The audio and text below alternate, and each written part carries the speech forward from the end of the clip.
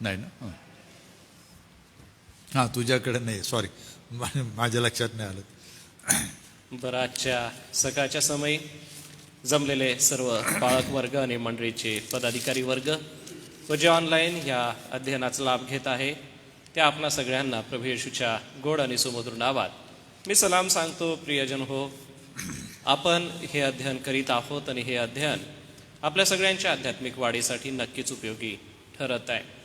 आजच्या अध्ययन तासाला आपण प्रार्थनापूर्वक सुरुवात करूया. यामागे शिकवण्यासाठीचे जे कष्ट आहेत ते सन्मान्य डॉक्टर रेव्हरेंड जी जयकर पाळक साहेब यांच्या करवी आमच्यापर्यंत येत आहे. प्रियजन हो, आपल्या विश्वासाला मजबूत करूया आणि या अध्ययनाने पुन्हा एक वार प्रभूची कृपा आपण मागूया. हे आमच्या सर्व समर्थ दयाळू परमेश्वर पित्या, या सकाळच्या समयासाठी आम्ही उपकार स्तुती करतो आणि अध्ययन तासाला पुन्हा एक वार प्रभू तुझी कृपा मागतो. Yes Lord.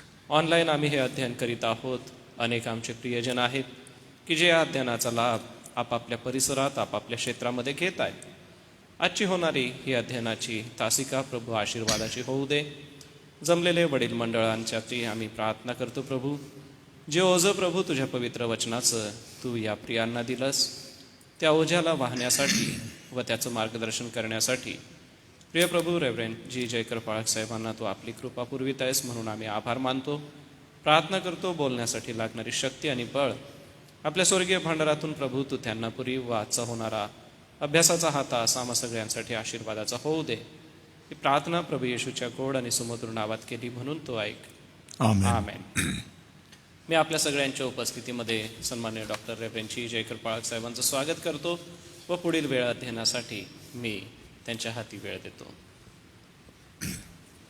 पुन्हा एकदा सगळ्यांचं आजच्या शृंखला क्रमांक 2, पुस्तक क्रमांक 2 किंवा 6 आणि सत्र क्रमांक 5 म्हणजे यानंतर 6व्या सत्रामध्ये आपल्याला 5 सत्रामध्ये जे शिकलो त्याच्या छोट्या छोट्या नोंदी आपण करायच्या असतात आणि आपला अभिप्राय लिहायचा असतो किंवा कोणतं तत्त्व शिकलो आणि जमलंच तर मग 1-2 वाक्यामध्ये तुम्ही त्याला कसं वापरू शकाल घरामध्ये, कुटुंबामध्ये, मंडळीमध्ये, छोट्या गटामध्ये, मित्रांमध्ये किंवा मग रीतसर जसं आता एस चर्चेस नंदुरबारने ठरवून दिलेल्या सर्व मंडळांच्या सहभागितेसाठी निर्माण केलेल्या व्यवस्थेमध्ये जर सर्व मिळून एकत्र करू लागलो तर आपल्या सर्व मंडळांमध्ये सर्व सेवक वर्गांबरोबर मंडळांचे पदाधिकारी, अध्यक्ष म्हणा किंवा पंच वडील मंडळ म्हणा, शिकलेले म्हणा, सर्वजण कुटुंब ज्याला ज्याला म्हणतो आपण त्या सर्वांना आपण मदत करू शकतो. आपण स्वतःहून जर हे समजून घेतलं नाही की एक म्हणजे आपण जे शिकत आहोत सर्व हे सामूहिक शिकत आहोत. बायबल कॉलेज, इन्स्टिट्यूट, सेमिनार्स यामध्ये आणि आपल्या एकत्र येण्यामध्ये फरक आहे. बायबल कॉलेज, इन्स्टिट्यूट, सेमिनरीजमध्ये प्रोफेसर असतात, विद्यार्थी असतात. आपल्या समूह अध्ययनामध्ये आपण सर्वच विद्यार्थी आहोत, सर्वच एकमेकाला शिकवणारे आहोत आणि आपला प्रमुख शिक्षक पवित्र आत्मा जो देवाच्या वचनाच्या द्वारे आपल्याला शिकवतो. जसं मी आज नाव घेतलं तर समजा तरुण मुलगा आहे आमचा आशिष, देव त्याला त्याच्या सेवेसंदर्भात म्हणा, त्याच्या जीवनासंदर्भात म्हणा, त्याच्या तारुण्यासंदर्भात म्हणा किंवा त्याच्या जबाबदारीच्या संदर्भात कुटुंबामध्ये त्याला काय करायला पाहिजे, देवाचा आत्मा त्याला त्याच्या पद्धतीने शिकवेल. वयस्कर आमच्यामध्ये लवणे दादा आहेत, त्यांना त्या वयाप्रमाणे, त्यांच्या कौटुंबिक जबाबदारीप्रमाणे, त्यांच्या व्यवसायाप्रमाणे पवित्र आत्मा त्यांना त्यांच्या पद्धतीने शिकवेल. रेव्हरंड वळवी आहेत आपल्यामध्ये, अनुप वळवी पाळकसाहेब ते पण आहेत, लाजरस वळवी पाळकसाहेब आहेत की यांना त्यांच्या कामाप्रमाणे, त्यांच्या अनुभवाप्रमाणे, त्यांच्या गरजाप्रमाणे, त्यांच्या आव्हानांप्रमाणे पवित्र आत्मा शिकवल. विश्वासदादा आहेत आपल्यामध्ये, त्यांना त्यांच्या वयाप्रमाणे, त्यांच्या व्यवसायाप्रमाणे, त्यांच्या कामगिरीप्रमाणे देवाचा आत्मा शिकवल. काय शिकवल तो एकच गोष्ट असेल किंवा एकच सत्य असेल, पण त्या सत्याचा वापर अवलंब केल्यावर आपापल्या परिस्थितीमध्ये कसा करायचा हे पवित्र आत्मा शिकवतो. ही पद्धत आहे याच्यामध्ये. म्हणून सर्वजण वेगळे पण असू शकतात आपापल्या समज आणि आकलनप्रमाणे. परंतु त्यांना जर विचारलं की परंतु प्रमुख तत्व काय होतं, तर ते सर्व एकच सांगतात की एक हे प्रमुख तत्व होतं. बायबल स्कूल्स इन्स्टिट्यूट्समध्ये तसं नसतं. आणि म्हणून बऱ्याच सेवकांना, पाळक सुवार्तिकांना पुन्हा ज्याला आम्ही पॅराडाईम शिफ्ट म्हणतो, हा अभ्यासक्रम हा पॅराडाईम शिफ्ट आहे. तुम्हाला त्या बंदिस्त व्यवस्थेतून मुक्त व्यवस्थेमध्ये आणणारा आहे.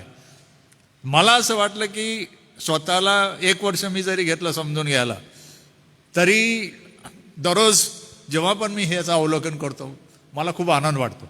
अरे ही एक काय मजेदार पद्धत आहे देवाचं वचन समजून घेण्याची. असा आनंद देव तुमच्यामध्ये निर्माण करतो. म्हणून या पद्धतीला समजून घ्या, कारण ही पण पवित्र शास्त्र समजून घेण्याची आणि समजून सांगण्याची ही पण एक पद्धत आहे. विशेष काय आहे याच्यामध्ये की प्रश्न, समर्पक प्रश्न म्हणतो आपण त्याला, संयुक्तिक प्रश्न, तार्किक प्रश्न, हे समजणं गरजेचं आहे. उदाहरणार्थ आपण म्हणतो की सूर्य उगवला, पण तर्क बघितला तर सूर्य उगवत नसतो, सूर्य स्थिर आहे. मग आपण असं का म्हणतो सूर्य उगवला? उगवण्याच्या दिशेला आपण पूर्व म्हणतो, पूर्वेला सूर्य उगवला. पण सूर्य तर ग्रहमालिकेमध्ये स्थिर आहे, त्याभोवती हे 10 ग्रह फिरतात. मी 10 म्हटलं, खरं एक नवा ग्रह शोधला आहे नुकताच, ते म्हणतात की तो असू शकतो. म्हणून म्हटलं ग्रहमालिकेमध्ये आपल्या म्हणजे सौरमालिकेमध्ये सूर्य केंद्रस्थानी आहे. मग आपण असं का म्हणतो की सूर्य उगवला, सूर्य बुडाला? त्याचं तार्किक आणि वैज्ञानिक उत्तर काय आहे की पृथ्वीचे 2 परिभ्रमण आहेत.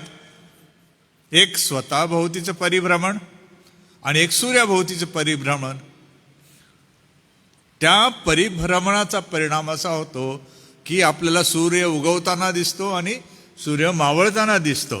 पण खऱ्या अर्थाने सायंटिफिक रिझनिंग, तार्किकता काय आहे की सूर्याभोवती पृथ्वी फिरते, ही वास्तविकता आहे.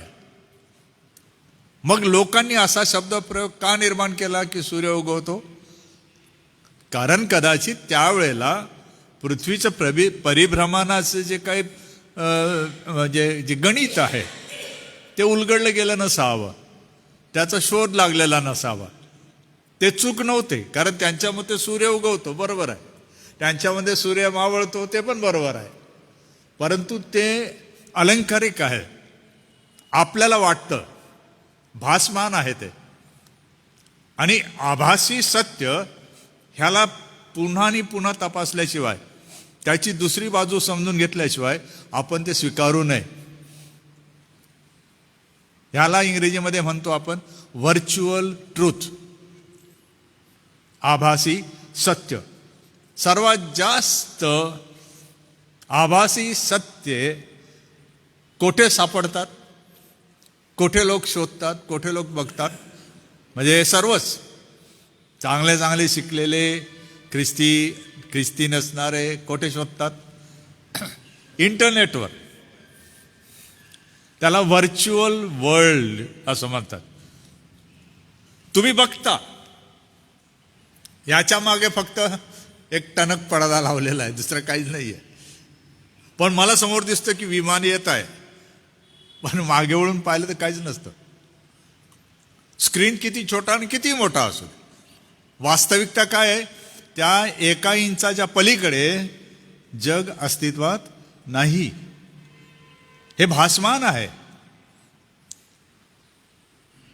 आणि ह्या भासमान जगामध्ये निरनिराळ्या तंत्रज्ञानाचा वापर केला जातो आणि आभासी जग असं निर्माण केलं जातं की ते आपण गृहीत धरतो की हे सत्य आहे असं. पण त्याची पडताळणी करायची असेल तर त्याच्या काही प्रमाण पद्धती आहेत, त्या मी सांगत नाही. पण आजचा जो विषय आहे तो त्याच संदर्भात आहे की ह्या अशा अभ्यास पद्धतीने आपण प्रश्न विचारतो. मंडळीमध्ये आपण सहसा प्रश्नोत्तर घेऊ शकत नाही, कारण संख्येवर अवलंबून आहे. खेड्यांवर जमत होतं, मला 15, 20, 50 लोकांमध्ये जमत होतं. मी जवळ जाऊन विचारू शकत होतो. तेथे काय फार मोठ्या इमारती नव्हत्या, बसायला जेमतेम असायचं, तेव्हा जमत होतं. परंतु जसं नंदुरबारचं चर्च, धुळ्याचं मोठं चर्च, हे भव्य 400 ते 800 लोकांना सामावून घेणारं चर्च, त्याच्यामध्ये प्रश्नोत्तर करता येत नाही पुलपीटवरून, आणि करणं बरोबर पण नाही, कारण माझाच आवाज येईल, दुसरा कोणाचा येणार नाही. मग छोट्या गटांमध्ये, जसं परिवार असतो, छोट्या गटांमध्ये, छोट्या छोट्या समूहामध्ये आपण प्रश्न विचारू शकतो की असं का, केव्हा झालं. आपल्या तार्किकतेला अडचण येते ती इथून. आपण काय झालं याकडे लक्ष देत नाही, काय सांगितलं, काय होतं याकडे बघत नाही. आपण म्हणतो त्याने मला शाप दिला म्हणून मला ठेच लागली. आपण का झालं याचा पहिले विचार करतो. ठेच लागल्यावर आपण असाच विचारच आपल्या समाजामध्ये करतो, अरे कोणीतरी मला शाप दिला, शिवी दिली, काहीतरी माझा अपशकुन घडला है ना, मांजर आडवी आली. ह्या ज्या परंपरा आहेत, गैरसमजुती आहेत, यांची उत्तरं आहेत. परंतु त्यांना आपल्याला काय झालं नेमकं की मांजर आडवी गेली, मग लोक काय म्हणतात यावर आपण जातो आणि त्यानुसार आपण त्याचा अंदाज लावतो की नाही, आज आपण रस्ता पार करणं बरोबर नाही, कारण अशुभ आहे. आणि पलीकडे समजा तुमच्या घरामध्ये काही अत्यंत आणीबाणी आलेली असेल तर काय कराल, आपल्या बुद्धीचा वापर करणार नाही का, वेगळा मार्ग शोधणार नाही का, ह्या अनेक गोष्टी येतात. मग म्हणून तार्किकता पवित्र शास्त्राच्या अध्ययनामध्ये समजून घेण्यामध्ये आवश्यक आहे. आणि विशेषतः पुन्हा एकदा तीच गोष्ट की आपण जे अभ्यास करत आहोत याच्यामध्ये त्याची पार्श्वभूमी तुम्हाला समजून सांगण्याचा प्रयत्न केला गेला. आजचा धडा हा 30वं सत्र आहे माझं या पुस्तकांमध्ये. मी 30 सत्र केली तुमच्याबरोबर. जवळजवळ प्रत्येक वेळेला 2 ते 4 पानं मी तुम्हाला दिली. ती यासाठी दिली की त्याच्यातून तुम्हाला सद्बोध मिळावा, अभ्यास समजावा, तुमच्या सेवेत त्याची मदत व्हावी, तुम्हाला कमी श्रम व्हावेत. कारण आपण समोरासमोर बोललो, ऐकलो, त्यामुळे चर्चा केली, त्यामुळे त्याची समज चांगली आहे आपल्याला. तुमच्या प्रवचनांमध्ये, तुमच्या गटांमध्ये याचा उपयोग व्हावा. परंतु ही पद्धत न समजल्यामुळे तिचा वापर करता येत नाही. आणि दुसरी गोष्ट की तुम्हाला ज्या नोंदी मी देतो, नेहमी सांगत आहे, या तुम्हाला शिक्षक, प्रशिक्षक, मार्गदर्शक म्हणून देत आहे. विद्यार्थी आत्ताचा आलेला शिकणारा नाही. तुम्ही समजदार आहात, तुम्ही अगोदरच कुठलं तरी शिक्षण घेतलेलं आहे, तुमचं वय आहे, तुम्ही सेवा केली, तुम्ही कामं केली आहेत, तुम्हाला ते अबाकडे शिकवण्याची गरज नाही.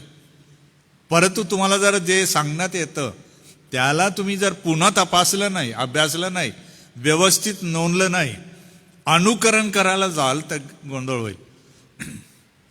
पुन्हा मला एक आव्हान करायचं तुम्हाला की तुम्ही जर ग्रीक आणि इब्री भाषा याची मुळाक्षरं तुम्ही जर वाचू शकत नाही तर शिकता येतात. इब्रीची 22 मुळाक्षरं आहेत, शिकता येतात, फार सहज शिकता येतात. ग्रीक शिकता येते. परंतु प्रवचनांमध्ये जर तुम्ही ग्रीक आणि इब्री शब्द घेत असाल तर तुम्हाला त्याचं सोर्स म्हणतो, उगम माहीत पाहिजे की कुठून तुम्ही हे घेतलेलं आहे आणि तो जो लेखक आहे तो बरोबर सांगतोय का. मग त्याच्यामध्ये व्याकरण आहे, ते व्याकरण तुम्हाला समजलं पाहिजे. काळ कोणता सांगितला आहे, एकवचनी आहे, अनेकवचनी आहे. आपल्याला प्रभावित करण्यासाठी बोलायचं नाही आहे, आपल्याला येशू ख्रिस्त गाजवण्यासाठी बोलायचं असतं. वापर करायचा नाही असं मी म्हणत नाही, करू शकत नाही असं मी म्हणत नाही, परंतु बऱ्याचदा माझ्या लक्षात हे आलं की तुम्ही प्रयत्न करत आहात, चांगली गोष्ट आहे. असं का करत नाही की तुम्ही मुळाक्षरं पण शिकून घ्या, मग तुम्हाला पुढचं मी सांगतो, तुम्हाला ते एकदा सापडलं की तुमचं काम होतं. मूळ बायबल समजणं गरजेचं आहे. म्हणून मी तुम्ही बघाल की मी कितीतरी ग्रीक आणि इब्री शब्द तुम्हाला दिलेत. तुम्ही जर नोंद घ्याल एवढ्या सर्व 30 सत्रांची, तर 200 ते 400 शब्द तरी मी कमीत कमी दिलेत तुम्हाला, की आपल्या अभ्यासामध्ये ते महत्त्वाचे आहेत. आज सुद्धा 2 किंवा 3 शब्द महत्त्वाचे आहेत फार, ते नीट समजून घ्या. यासाठी की पौल जेव्हा मंडळीमध्ये कुटुंबाबद्दल सांगत आहे, तर ते जे शब्दप्रयोग मराठीमध्ये आपण वाचतो त्याचा मतितार्थ काय आहे, मागे काय होतं, पौलाच्या मनात काय होतं, हे आपल्याला समजणं गरजेचं आहे. म्हणून तिमोथेच्या पत्राकडे आजचा अभ्यास आहे आपला 30वा. पहिले तिमोथी 3रा अध्याय 4 आणि 5 ही 2 वचनं आपल्या अभ्यासासाठी आहे. आणि तुमच्याकडे जर पुस्तक क्रमांक 2 आहे तर पान क्रमांक 57 यावर तुम्ही ते पाहू शकता. 57 ते 67 नाही 65 यामध्ये हा धडा आहे. क्लाउड अकाउंट ज्यांचं आहे त्यांनी क्लाउडवर जायला पाहिजे, आणि क्लाउडवर गेल्यावर तुमचं अकाउंट ओपन होईल. त्या अकाउंटमध्ये लायब्ररी आहे. लायब्ररीमध्ये तुम्ही भाषा निवडा. अनेक भाषांची पुस्तकं तिथे आहेत. त्याच्या मराठी निवडा. मराठीमध्ये तुम्हाला पहिली शृंखला, दुसरी शृंखला अशी पुस्तकांची यादी दिसेल, पुस्तके दिसतील.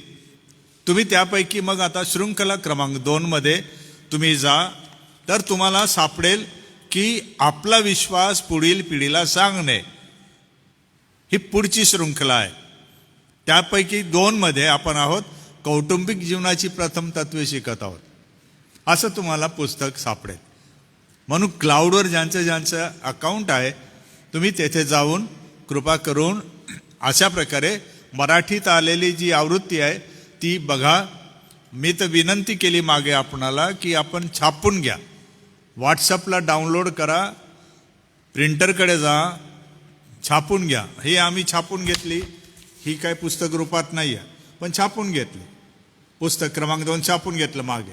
काही जणांनी माझ्याकडून घेतलं आणि झेरॉक्स करून घेतले, काही प्रॉब्लेम नाही. कारण तुमच्या डोळ्यासमोर जर पुस्तक असेल तर अधिक तुम्हाला लवकर काही नोंदी करता येतात, समजतं. पण क्लाउडमध्ये जाऊन शोधण्यामध्ये तुमचा वेळ जातो. नेट उपलब्ध नसेल तर तुम्हाला प्रॉब्लेम येतो. म्हणून अभ्यासाकडे लक्ष देताना आज आपला मुख्य विषय आहे की आपण आपल्या कुटुंबाचं व्यवस्थापन देवाच्या संपूर्ण आराखड्यानुसार करावे हे शिकणे. आपल्या कुटुंबाचं काय करायचं आपल्याला? व्यवस्थापन. हा शब्द परत परत येत आहे. व्यवस्था, व्यवस्थापन, व्यवस्थापक. कुटुंब प्रमुखाला काय म्हटलेलं आहे? व्यवस्थापक, कारभारी. मंडळीच्या प्रमुखाला म्हणजे पाळकांना आपण जे म्हणतो पाळक.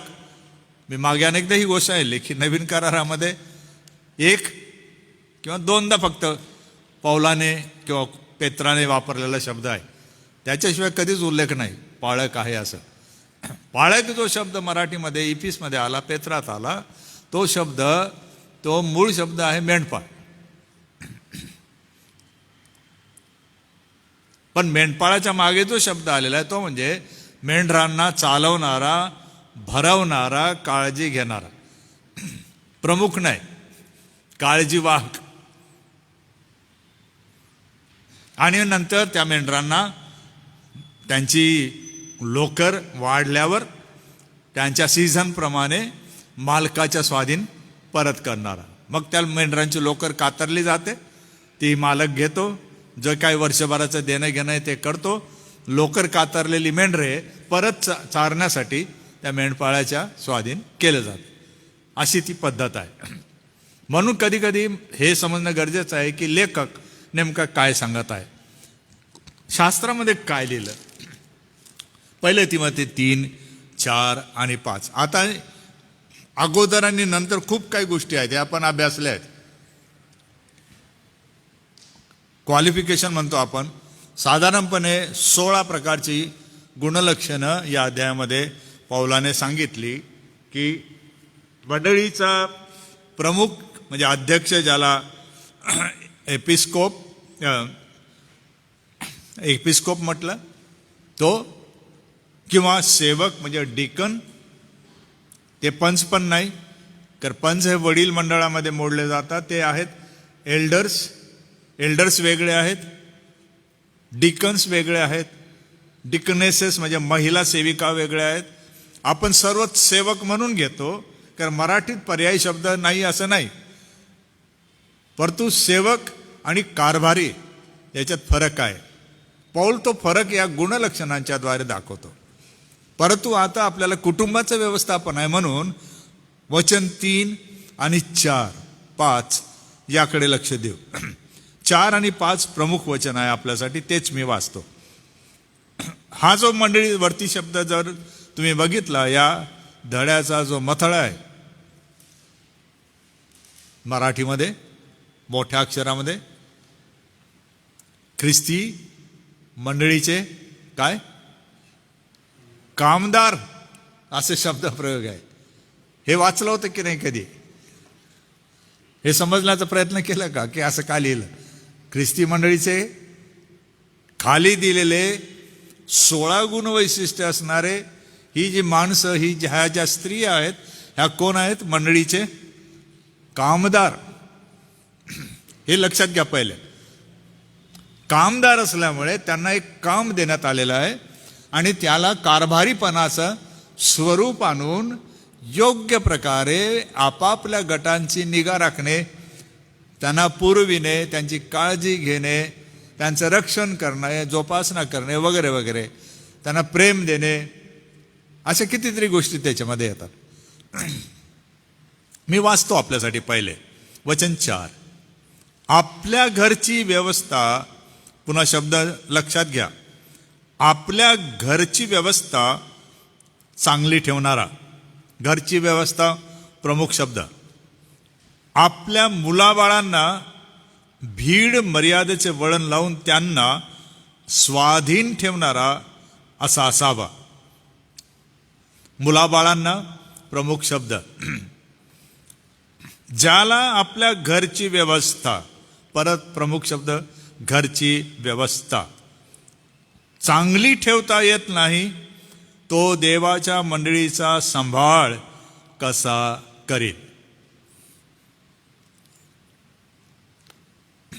आपण सेवकांची किंवा कामदारांची किंवा नेमलेल्या वडिलांची येथे आपण चौकशी करत नाही आहे, त्याबद्दल बोलत नाही. आपण कोणाबद्दल बोलत आहोत? घरचा प्रमुख याबद्दल बोलत आहोत. आणि त्यानुसारच इकडे बघा, असं म्हणू नका हे मंडळीच्या वडिलांबद्दल सांगितलं आहे, मंडळीच्या अध्यक्षाबद्दल सांगितलं आहे, मंडळीच्या म्हणजे पाळक स्वार्थिकांबद्दल सांगितलं आहे. आम्हा कुटुंबियांना याची काही गरज नाही, कारण आम्ही मंडळीचे पुढारी नाही, आम्ही नेते नाही, आम्ही पाळक नाही, आम्ही स्वार्थिक नाही, आम्हाला हे लागू होत नाही. असं नाही. तुम्ही कोणीही असा, जर तुम्ही मंडळीचा भाग आहात, तर लेखक काय म्हणतोय आज, की आपल्या कुटुंबाचं व्यवस्थापन करताना तुम्ही जर अशा प्रकारे कराल तर तुमचा उपयोग कुठे होईल? मंडळीमध्ये होईल. का बरं? कारण कुटुंब मोठ्या कुटुंबाचा भाग आहे आणि त्याचे नकारार्थी स्वरूप पण दिलेले आहेत. त्याच्याकडे आपण नंतर बघू कधीतरी.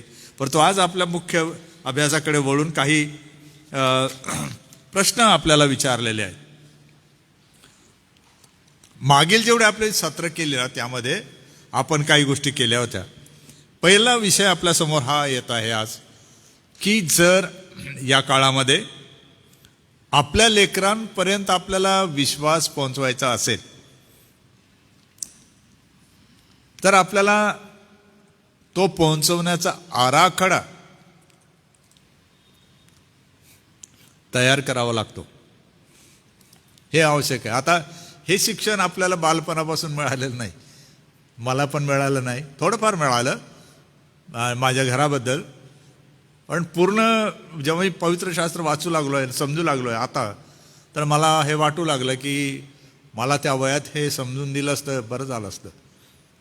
पण उशिरा का होईना समजत आहे.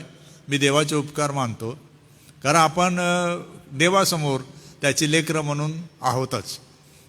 परंतु हे आवश्यक आहे आराखडा. काही आराखडा आपण आपल्या कुटुंबामध्ये करता, मी पण केला, त्यामध्ये मला देवाने यश दिलं, मी देवाचे उपकार मानतो. परंतु सर्वच यशस्वी झालो असं नसतं त्याच्यामध्ये. पण काही टप्प्यामध्ये आपल्या लेकरांसाठी आपला विश्वास त्यांच्यापर्यंत पोहोचवण्यासाठी तुमच्याकडे आराखडा हवा. विशेषतः येशू ख्रिस्ताचं ओळख होणे, त्याला शरण जाणे, नवा जन्म पावणे, बाप्तिस्मा घेणे, त्याच्या मागे चालायला शिकणे, हे तर आवश्यक आहे. ते आपण बघणार आहोत की किती किती गोष्टीमध्ये आपल्याला किती वर्ष लागू शकतात कुटुंबाला. म्हणून मला असं वाटू लागलं की ही जी सिरीज आहे 2ऱ्या क्रमांकाची, ही सिरीज सर्व तरुण तरुणींना शिकवण्याची फार गरज आहे. काही वेळेला संडे स्कूलच्या लेकरांना आईबापांना घेऊन संगती शिकवण्याची गरज आहे, कारण आपल्याकडे आराखडा नाही तर जोपासना कशी कराल, आपल्या लेकरांना कसे काय वाढवाल. दुसरा विषय आपल्यासमोर हा आहे, या देवाच्या योजनेमध्ये आपल्याला त्याच्या योजनेचे आणि रचनेचे महत्त्व समजलं पाहिजे की नेमकं काय आहे, देवाची योजना काय आहे, देवाची रचना कशी आहे. कारण व्यवस्थापन म्हटलं तर काही नियम, काही कायदे, काही मार्गदर्शनं असतात.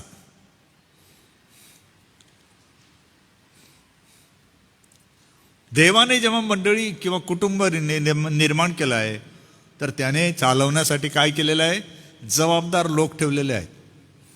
कुटुंबामध्ये आईबाप आहेत, मंडळीमध्ये वडील मंडळ, पाळक सुवार्थिक जे काय असेल ते, अध्यक्ष, पदाधिकारी हे ठेवलेले आहेत. देवाने त्यांना पण काही अधिकार आणि काही जबाबदारी दिलेली आहे.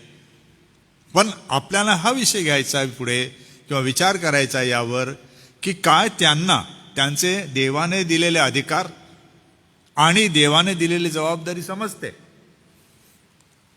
त्यांना कोणी सांगायचं आहे, त्यांना कोणी शिकवायचं आहे की देव असं म्हणतो, पवित्र शास्त्र असं शिकवतं. जेव्हा समस्या निर्माण होतात तेव्हाच आपण फक्त शोधाशोध करण्यात अर्थ नाही, उशीर झालेला असतो. कारण तोपर्यंत जे मंडळ असतं ते आपल्या संस्कृतीप्रमाणे, आपल्या अनुभवाप्रमाणे, सामाजिक चालीरीतीप्रमाणे निर्णय घेऊन चुकलेले असतात. मग हा निर्णय एकदा घेऊन चुकले म्हणजे निर्णय जर घेऊन घेतला तर त्याला बदलता येत नाही काही वेळेला. कारण आपल्याकडे बदलण्याची पद्धत निर्माण झालेली नाही की आम्ही एकदा निर्णय घेतला तर तो कशा प्रकारे बदलला पाहिजे, नाही बदलला तर काय होईल, बदलला तर काय होईल, ह्या सर्व तरतुदी आपल्याला माहीत पाहिजे. म्हणून आपण गृहसंहिता ज्याबद्दल बोललो, त्या संहितेला या सर्व पुस्तकांमध्ये एक एक तत्व म्हणून जोडलेलं आहे की असं असायला पाहिजे. पण या वडीलधाऱ्या अधिकार असणाऱ्या, जबाबदारी असणाऱ्या आईवडिलांना किंवा वडिलांना कसं काय समजेल, कोणी त्यांना समजून सांगायचं आहे, कोणी त्यांना जवळ घ्यायचं आहे, तर ते सेवकांनी म्हणजे पाळक सुवार्थिक किंवा वडील त्यांनी एकमेकाला जवळ घ्यायचं आहे, सोबत पाहायचं आहे, विचार करायचा आहे की बाबा रे, आपले अधिकार हे आहेत, आपली जबाबदारी ही आहे. आपण जर ज्यांना समजतं, ज्यांना पाचारण केलं आहे मंडळीच्या सेवेसाठी असं म्हणता, आपणच जर हे लक्षात ठेवलं नाही तर ही फार मोठी चूक आपण करत आहोत असं मला वाटतं. सर्व सांगता येणार नाही, सांगायची आवश्यकता नाही, कारण काही वेळेला वडिलांचं वय त्यांचे अनुभव आपल्यापेक्षा फार मोठे असतात. त्यांना बापाप्रमाणे वागणूक देणं गरजेचं आहे, असं तिमोथेला पाऊल सांगतो की वडील माणसात बाप समजून. मी अनेकदा ही गोष्ट आपल्या सर्वांना सांगत आहे. वडील मंडळ हे फार महत्त्वाचं घटक आहे. वडील मंडळ सेवेकऱ्यांसाठी सर्व प्रकारच्या आर्थिक तरतुदी करतात. द्यावं, वाढवावं यासाठी प्रयत्नशील असतात. आणि त्यांना जर आपण दुय्यम दर्जा देऊ तर कसं काय? तसं नाही. जवळ घ्या, त्यांना दाखवा की तुम्हाला देवाने हे अधिकार दिलेले आहेत, तुम्हाला ही जबाबदारी आहे. असं नका सांगू आता पाळक म्हणून मी पाहतो. नाही, कारण आपण कामदार आहोत, आपण मेंढपाळ नाही, असं पाऊल सांगतो. चौथी गोष्ट आहे की कौटुंबिक जीवन मग किंवा मंडळीचं जीवन मग बळकट असणं आवश्यक आहे.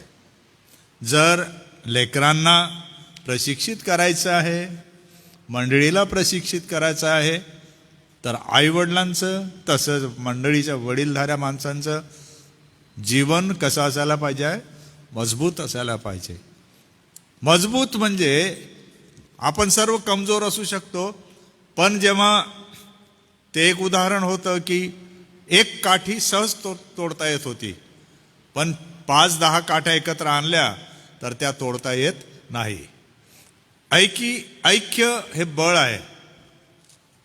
कमजोर माणूस सुद्धा बलवान ठरू शकतो जर आपण एकत्र आहोत तर. मग पालकांना, मंडळीच्या वडीलधाऱ्या वडिलांना या प्रक्रियेला समजून घेण्यामध्ये, चालवण्यामध्ये तुम्ही बळकट कसं काय करू शकाल? तुम्ही त्यांना सांगा, जवळ घ्या, प्रार्थना करा, शिक्षण द्या, ते पण रीतसर, पद्धतशीर. आणि एक दिवस नाही. तुम्ही तर 3-3 वर्ष, आमच्यासारखे 8-8, 11-11 वर्ष शिकलो. आणि तुम्ही एका रविवारच्या प्रवचनामध्ये वडील मंडळ एकदम घडतील आणि मंडळीचे सभासद एकदम सर्व व्यवस्थित होऊन जातील, असं कसं गृहीत धरता? 30 मिनिटामध्ये असं होतं का कधी? हे लांब पल्ल्याचं काम आहे, असं नाही. आणि त्याच्यासाठीच म्हटलेलं आहे की आराखडा तुमच्याकडे असायला पाहिजे. 6वी गोष्ट आहे की बळकट करताना आपल्याला त्यांना सबलीकरण जे आहे, कॅपॅसिटी बिल्डिंग, सबलीकरण करताना आपल्याला काही पद्धतींचा वापर करावा लागतो.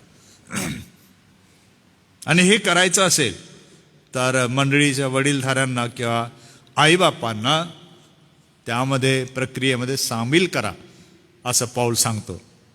आणि 7वी गोष्ट आहे, हे सर्व केल्यावर तुमची माझी लेकरे विश्वासामध्ये वाढत आहे कसं कळेल? हा एक प्रश्न फार महत्त्वाचा आहे या धड्यामध्ये. मला कसं कळेल? मंडळीला कसं कळेल की मंडळीची लेकरं विश्वासात वाढत आहेत? असं ओघाने गोष्ट आली म्हणून फक्त माझं निरीक्षण मी नोंदवतोय. या रविवारी मी धुळ्यात होतो, थोडा थकलो म्हणून मी 5 वाजता बाप्तिस्म्याच्या वर्गाला येऊ शकलो नाही. अनुपाळकाने घेतला. एकच विद्यार्थी होता, पण शिकवलं. परंतु ऑनलाईन हे शिक्षण बघणारे, ऐकणारे 326 जण होते. नीट ऐका, या रविवारी नंदुरबार मंडळीमध्ये बाप्तिस्म्याचा वर्ग, त्यांना कॅटेक्युमेन शिकवताना फक्त एक विद्यार्थी हजर असताना अनुप पाळक साहेबांनी शिकवलं. किती होते? फक्त एक व्यक्ती ज्यांना शिकवायचं होतं. परंतु तेच ऐकणारे आणि पाहणारे ऑनलाईन किती होते? 326. मी स्क्रीनशॉट घेऊन ठेवला. पाळक साहेबांना सांगितलं, पाळक साहेब मी चाटून गेलो की इतके लोक या कॅटेक्युमेनला ऐकायला आपली वेळ देतात. कमाल आहे. रविवारच्या प्रवचनाला एवढे लोक नाही आहेत. तुम्ही बघा जाऊन डिवोशन संध्याकाळचे 100-150च्या आतच आहेत. मीही तुलना करत होतो की डिवोशनला तरी आम्ही 4-5 असतो, 6 लोक 10 लोक असतो, मंडळी 200, 400, 800 असते. परंतु जे मनापासून ऐकायला ती वेळ देतात 5 ते 6, कमाल आहे. म्हटलं की 326 लोक वेळ देतात. म्हणजे कधी कधी आपल्याला असं वाटतं की आपण जे करत आहोत ते बरोबर आहे की नाही. म्हणजे एक व्यक्ती बघायची आणि फळं बघायची त्याची, की मोठा जमाव पाहायचा आणि काहीच फळ नाही. काय करायचं? आणि मला सांगू द्या की ही हिंमत जी आहे, हा जो विश्वास आहे, एक देवाच्या राज्यासाठी, मंडळीसाठी फार महत्वाचा आहे. तो काय बनेल, काय होईल पुढे सांगता येत नाही. परंतु सेवक वर्ग एवढंच समर्पण असायला पाहिजे की जमाव आला मगच मी करेन, नाही. तुम्हाला एक आहे ना, देवाचं वचन प्रामाणिकपणे सांगा, त्याचं फळ तुम्हाला मिळणार आहे, येथेही स्वर्गाच्या राज्यातही. पाऊल ते सांगतो, तुम्हाला किती लेकरं आहेत? एक आहे का? पाऊल म्हणतो चिंता नका करू. 2 आहेत का? तुम्ही चिंता नका करू. पूर्ण घरानं 100 लोकांचं आहे का? तुम्ही चिंता नका करू. तुम्ही या गोष्टीची चिंता करा की तुम्हाला मिळालेला विश्वास तुम्ही आपल्या ह्या पिढीपर्यंत कसा पोहोचवाल, त्याची प्रक्रिया समजून घ्या. देवाची योजना काय आहे ती समजून घ्या. आराखडा तयार करा आणि कोणाची मदत घ्या. आणि मग ही व्यवस्था, आपल्या घरची व्यवस्था, दोन्ही कौटुंबिक आणि मंडळीविषयक व्यवस्था चांगली आपण ठेवा, असं पाऊल सांगतो. ह्याचं विवरण थोडक्यामध्ये मी पुस्तकाप्रमाणे आपल्याला देतो. यामध्ये 4थ्या वचनामध्ये पहिला शब्द आहे आपल्या घरची व्यवस्था, असा शब्दप्रयोग आहे. प्रश्न असा आहे की आपल्या घराचं व्यवस्थापन करण्यासाठी तुम्ही आपला अधिकार, तुम्ही आपली सूत्रे, तुम्ही आपली योजना कोणाच्या स्वाधीन ठेवली आहे, कोणाच्या हवाली केली आहे? शेजाऱ्यांच्या, मित्रांच्या, इतर गटांच्या स्वाधीन केली आहे?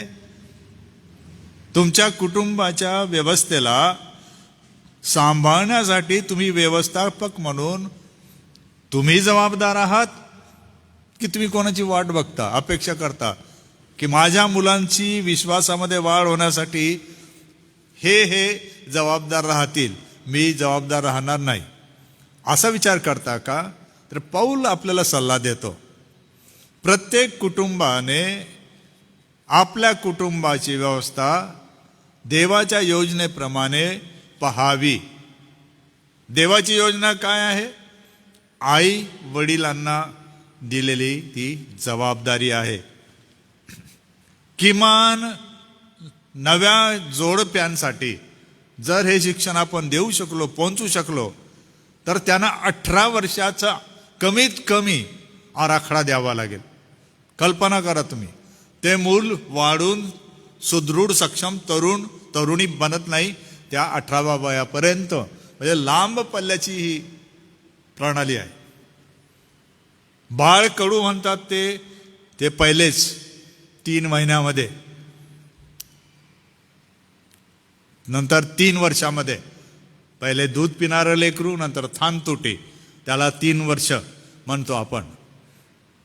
नंतर त्याचं बालपण 12वं वर्ष, 4 ते 12. पुढे त्याचं तारुण्यामध्ये तो पाय ठेवतो 12 ते 18. त्याचे हे टप्पे सांभाळावे लागतील.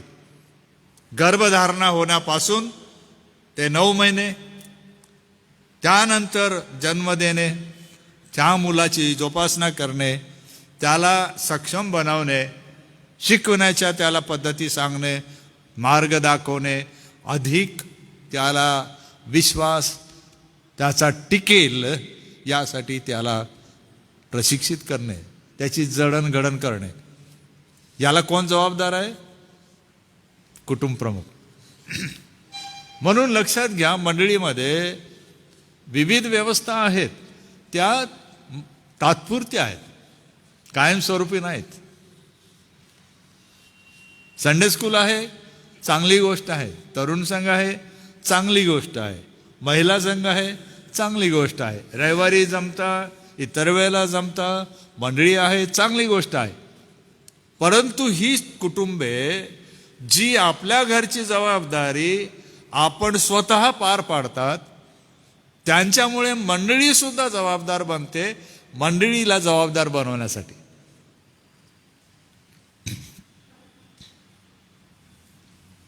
तुमची आणि माझी लेकरे कोणाच्या अधीन राहतात? विशेषतः आपल्या विश्वासासंदर्भात. लेकरांचा विश्वास तुम्ही कोणाच्या स्वाधीन केलाय? देवाने आईबापांना आणि मंडळीमध्ये प्रमुखांना अधिकार जर दिलेला आहे की तुम्ही आपल्या मंडळीला आणि आईबापांनी आपल्या घराला असं घडवायचं की विश्वास एका पिढीपासून दुसऱ्या पिढीपर्यंत जात राहील. पण ही जी लेकरं आहेत, ही जी माणसं आहेत, हे जे सदस्य आहेत, हे मंडळीच्या प्रमुखांनी म्हणा, कुटुंब प्रमुखांनी म्हणा, विश्वासाच्या बाबत कोणाच्या स्वाधीन केले आहेत? ते कोणाचं ऐकतात?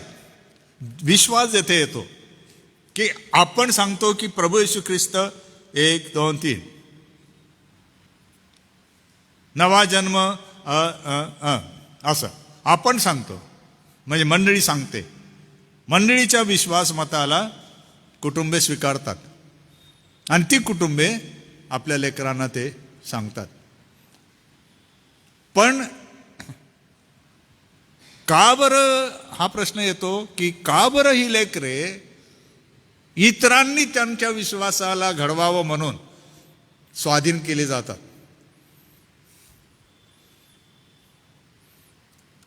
तुम्हाला आश्चर्य वाटेल, मी जे बोलतो ते तुम्ही पाहत आहात, तुम्हाला दिसेल.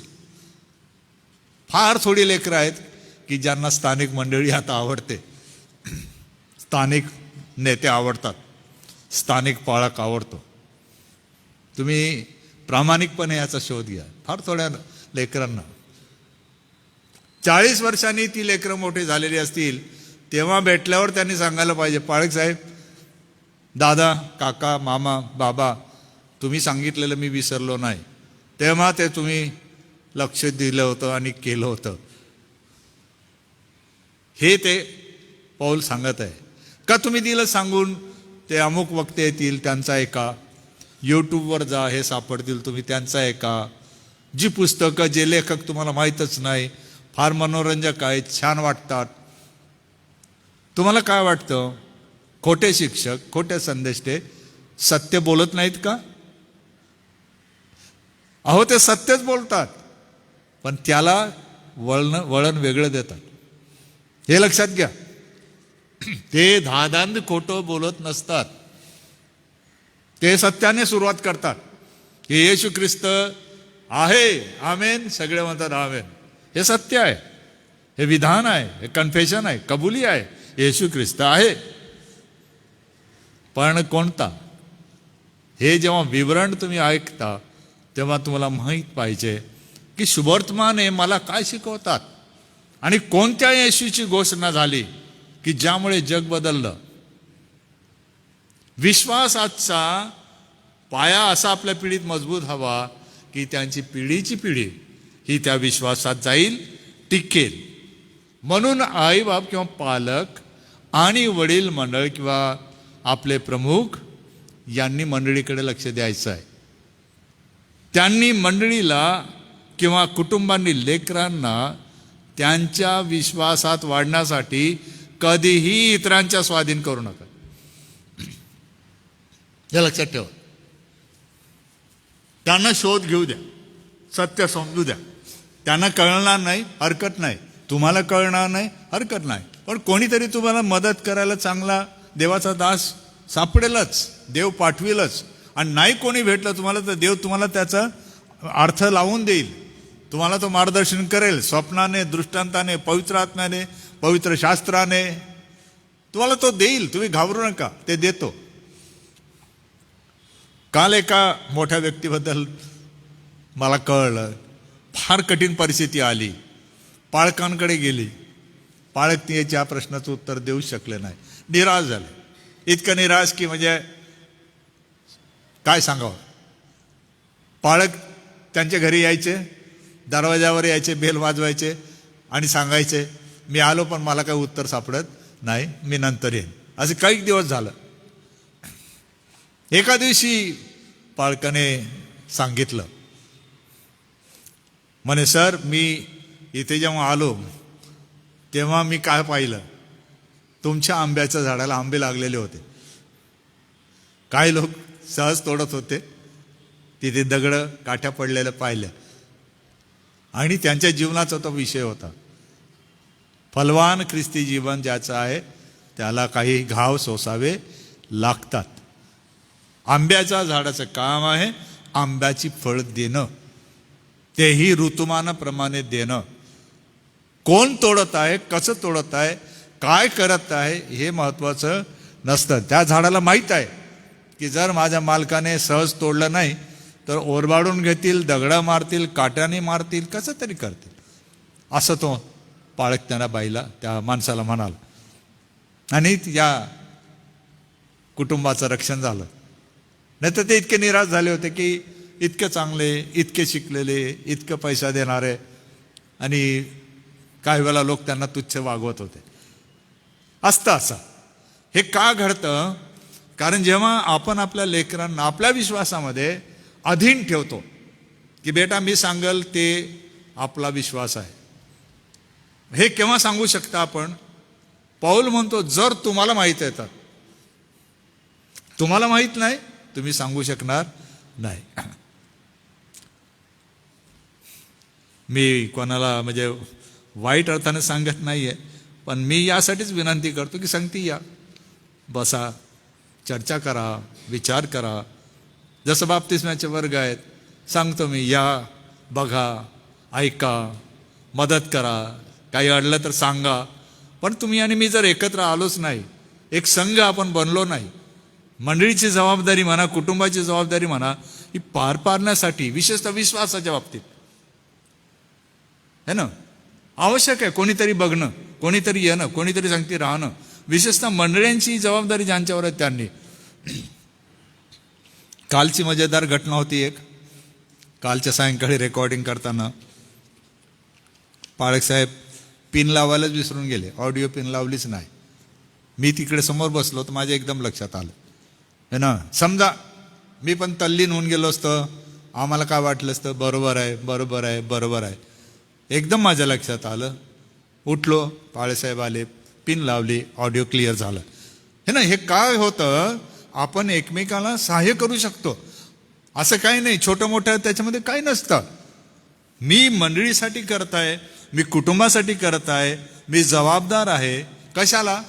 माझ्या लेकरांना त्यांच्या म्हणजे आम्हाला मिळालेल्या विश्वासात अधीन ठेवायला. म्हणून या लेकरांना सांभाळा असं पौल सांगतो. व्यवस्थेबद्दल आपण अनेकदा चर्चा केली, त्याबद्दल मी बोलत नाही. पण व्यवस्था म्हणजे काही गोष्टी आहेत त्या फक्त ऐकून घ्या. कुटुंबाची व्यवस्था ठेवून लेकरांना शिस्तीत वाढवणे. आपली घरची व्यवस्था म्हणजे काय? आपल्या कुटुंबाची व्यवस्था सांभाळायची आणि लेकरांना शिस्तीत वाढवायचं.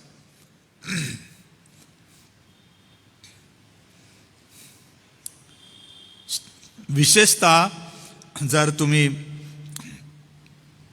5वा अध्याय घेतला, 14वा वचन वाचलं तर पौल ही व्यवस्था सांभाळण्यासाठी आई जबाबदार आहे असं 5वा अध्याय वचन 14 मध्ये सांगतो. तिथे शब्द आहे 5वा अध्याय 14 वचन. म्हणून माझी अशी इच्छा आहे की तरुण विधवांनी लग्न करावे, मुले प्रसवावी, घर चालवावे आणि विरोधकाला निंदा करण्यास निमित्त सापडू नये म्हणून वगैरे वगैरे. घर चालवावे, इथे जो शब्द प्रयोग आहे घर चालवावे, ऑइको डेस्पोटस म्हणजे डेस्पॉट म्हणजे अधिकारी. OIKO ओइको DESPOTEO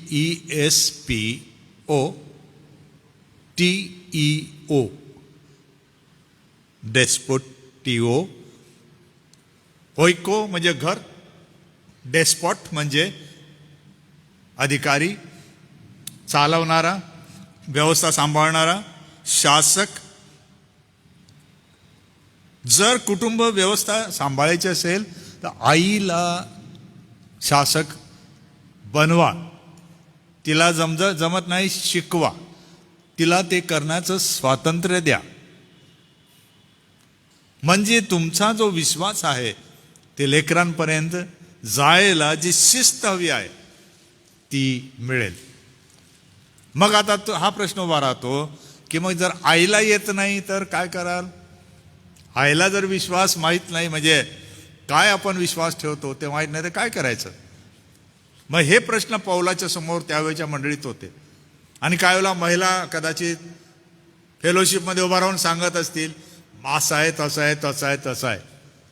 मग पौल त्यांना म्हणाला, तुम्हाला असं भरसभेत बोलायचा अधिकार नाही. तुम्हाला काय प्रश्न आहे ना, कोणाला विचारायचं? तुम्ही आपल्या पतीला घरी जाऊन विचारायचं. पौलाला काय म्हणायचं आहे? पतींनो, हे प्रश्न येतात म्हणून तुमच्यामध्ये हे ज्ञान हवं, ही समज हवी, हे आकलन हवं की तुमचा विश्वास तुम्हाला जो देण्यात आला कुटुंबात आणि मंडळीत तो टिकेल कसा. आणि जर तुम्ही व्यस्त आहात तर अशा वेळेला आईला ते करू द्या, तिला प्रशिक्षित करा. म्हणून तो तरुण स्त्रियांचा उल्लेख करतो. म्हणजे ह्या स्त्रिया मच्युअर होतील, प्रौढ होतील, वयस्कर जशा होतील तशी लेकरा बाळांना ते वाढवत जातील. म्हणून प्रभूचं ज्ञान आवश्यक आहे.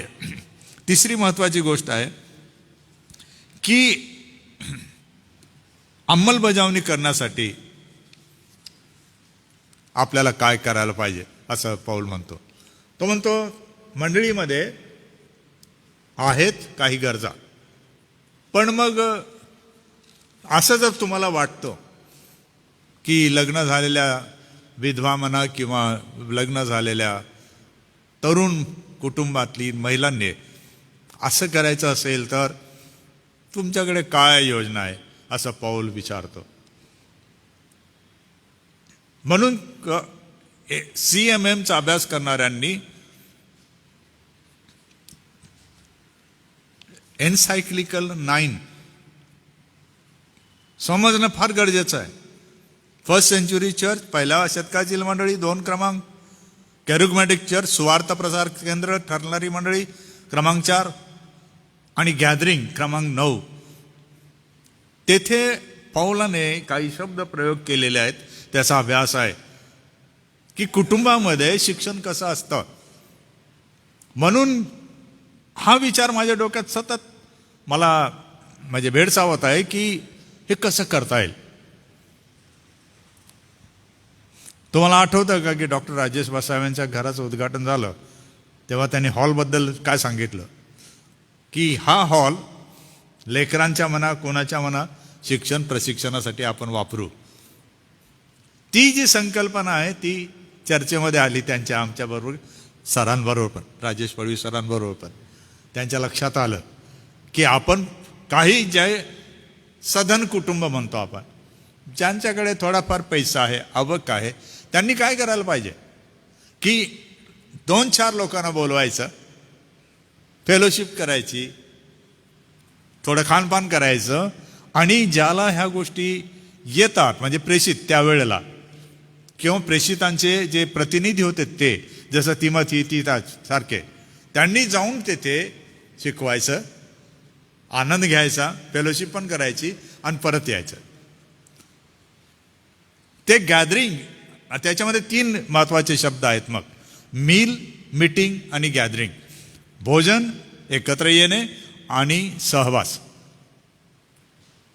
मंडळीच्या एका दिवसाच्या 1-2 तासाच्या सभेमध्ये ह्या सर्व गोष्टी शक्य होत नाही. म्हणून पौल असं म्हणतोय की तुमची जी योजना आहे तिची अंमलबजावणी कशी कराल. हा विषय महत्त्वाचा आहे, तो नोंदून घ्या. कारण आपण काय करतो की बऱ्याचदा काही गोष्टी ऐकतो, समजून पण घेतो, पण अंमलबजावणी करायची असेल तर तुमच्याकडे आराखडा काय? उदाहरणार्थ राजीव मार्गे आपल्यामध्ये आहेत, दुधाळे विभाग त्यांच्याकडे आहे, मदतीला रेव्हरंट LP वळवी सर आहेत. तुम्ही दोघं मिळून ही अंमलबजावणी करायची असेल तर काय करू शकता, हे तुमच्यावर आहे. इकडे समजा वडील मंडळ आहे, मी आहे, अनुप पाळक आहे, हे वडील मंडळाने ठरवायचं आहे की जर हे करायचं असेल, त्याची अंमलबजावणी करायची असेल तर काय करायचं, कशी करायची. कुटुंबांमध्ये काय असेल तर ती अजून एक वेगळी गोष्ट.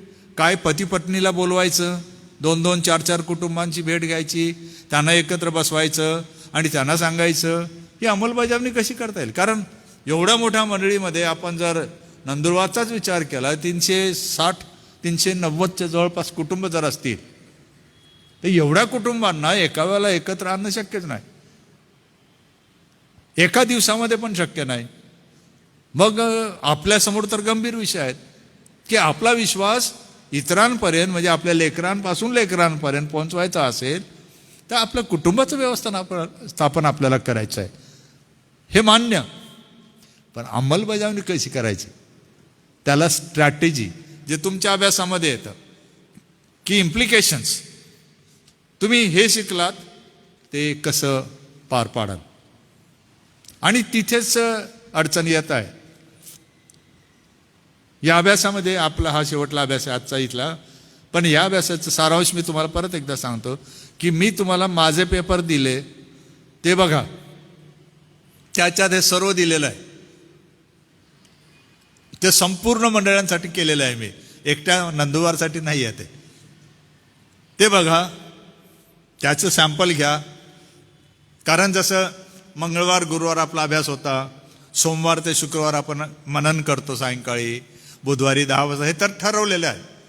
अधिक तुमच्या दिवसाच्या 8 तासांच्या जे काही गोष्टी असतील त्या ठरवलेल्या आहेत.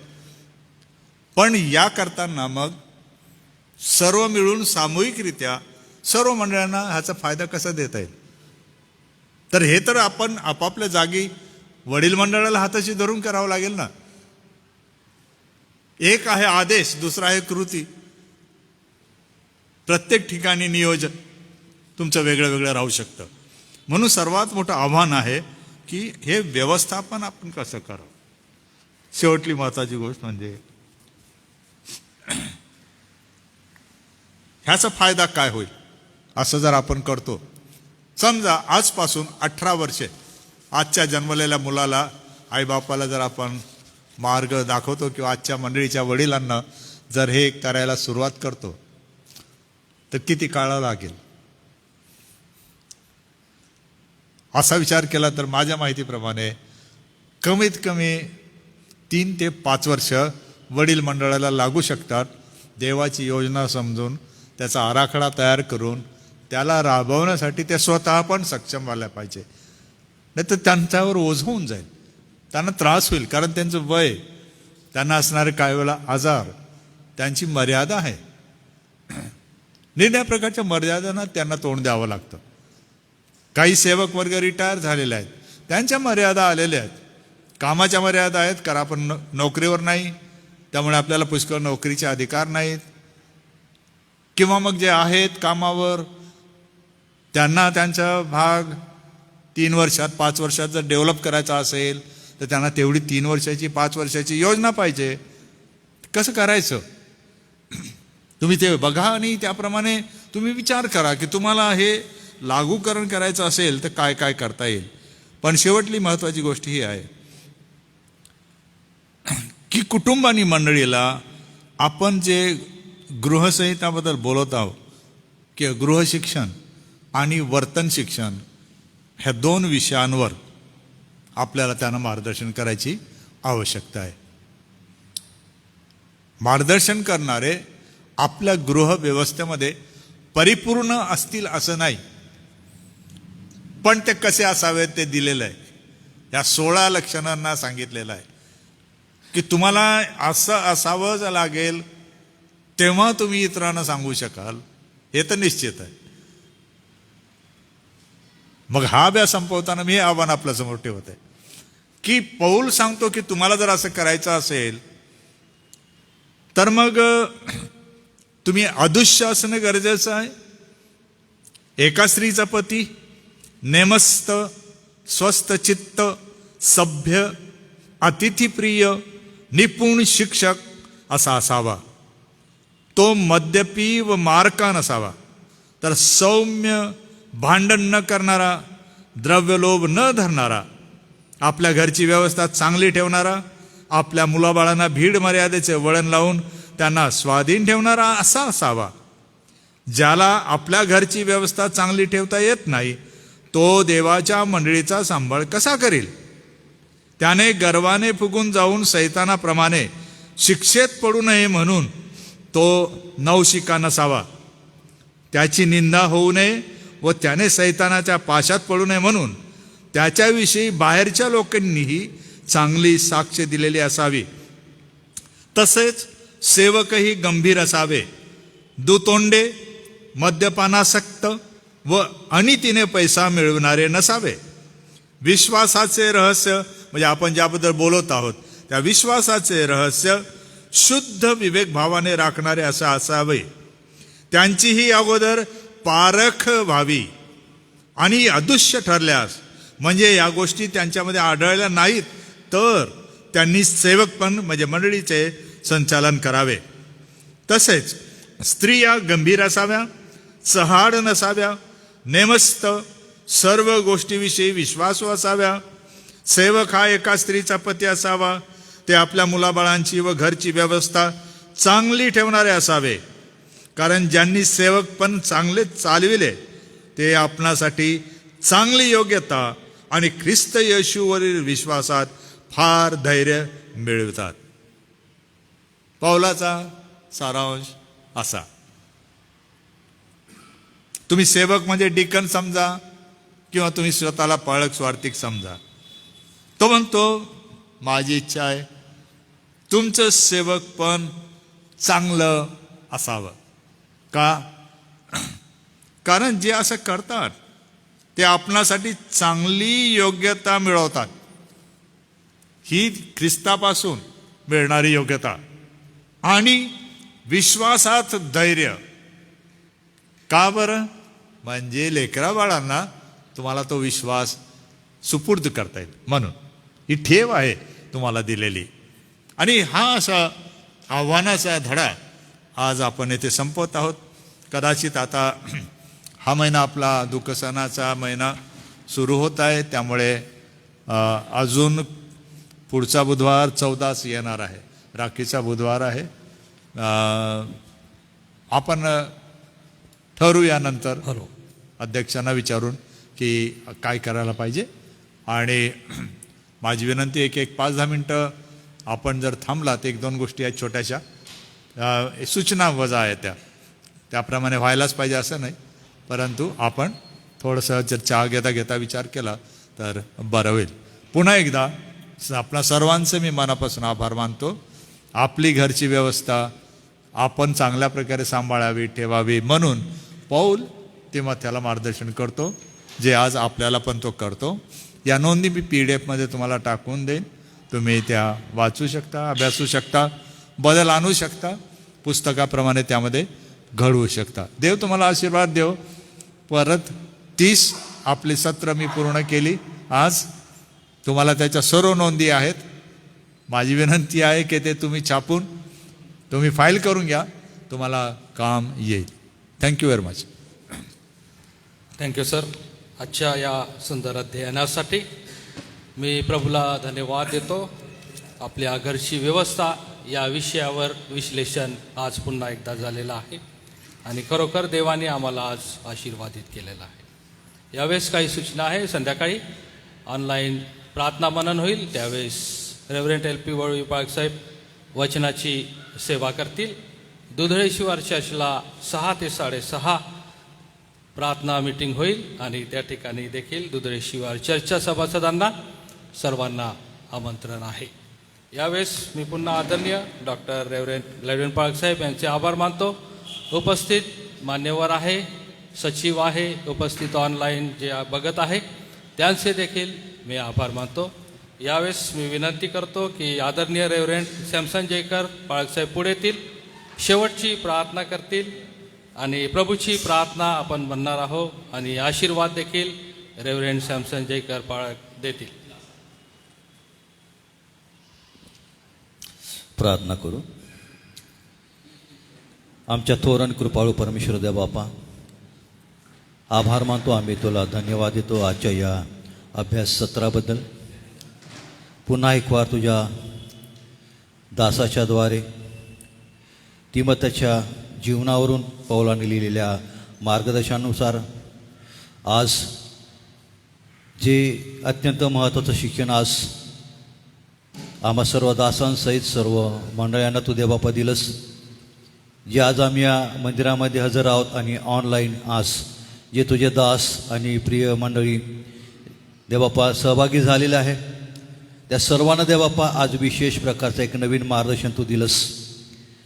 आणि मंडळीचा कारभार पाहण्याआधी आम्ही सर्वप्रथम आपल्या घराची व्यवस्था एक कुटुंब प्रमुख या नात्याने आम्ही पार पाडावी, कारण आम्ही सर्व कुटुंब प्रमुख जे आम्ही आईबाप आहोत, आम्ही सर्व देवाला दैवी व्यवस्थेला जबाबदार आहोत. आणि म्हणून देवाने दिलेल्या आराखड्यानुसार आम्ही आमच्या कुटुंबाची रचना आमच्या मुलाबाळांना योग्य प्रकारे देवा तुझ्या अधीन ठेवून विश्वासामध्ये वाढ करून त्यांना शिस्त आणि सर्व प्रकारच्या मर्यादेमध्ये ठेवून मंडळीसाठी आम्ही त्यांना देवबापा तयार करावं, याबद्दलचं एक उत्कृष्ट मार्गदर्शन तुझे दास डॉक्टर रेव्हरंड जी जयकर यांच्याद्वारे आज आम्हा सर्वांना दिलंस. याबद्दल आभार मानतो आम्ही, तुला धन्यवाद देतो. पुन्हा एकवार आम्ही आजच्या या सभेबद्दल मनापासून आभार मानतो. येणाऱ्या दिवसातील सर्व कार्यक्रम, सर्व मिटिंगा, सर्व शिबिरं तो आशीर्वादित करावं आणि देवबापा या एसएमच्या सर्व कार्यक्रमाच्याद्वारे केवळ तुझं आणि तुझं गौरव होऊ दे अशी मी प्रार्थना आणि विनंती करतो. पुन्हा एकवार आम्ही सर्वजण प्रभू तुझ्या पवित्र हातामध्ये येतो. येशूच्या नावाने प्रार्थना केली म्हणून तो ऐक. आमेन. हे आमच्या स्वर्गातील पित्या, तुझे नाव पवित्र मानले जावो, तुझे राज्य येऊ, जसे स्वर्गात तसे पृथ्वीवरी तुझ्या इच्छेप्रमाणे हो. आमची रोजची भाकर आता आम्हास दे, आणि जसे आम्ही आपल्या ऋणासरून सोडिले आहे तशीच तू आमची ऋणे आम्हास सोड, आणि आम्हास परिचिता नकोस तर आम्हास वाईटपणास सोडू, कारण की राज्य, सामर्थ्य आणि गौरव ही सर्व काळ तुझीच आहे. आमेन. आणि आता आपला तारणारा प्रभू ख्रिस्ताची कृपा, देवबापाची प्रीती, पवित्र आत्म्याची सहभागिता या मंदिरामध्ये या सत्रामध्ये हजारांना सर्व प्रभूच्या दासांबरोबर,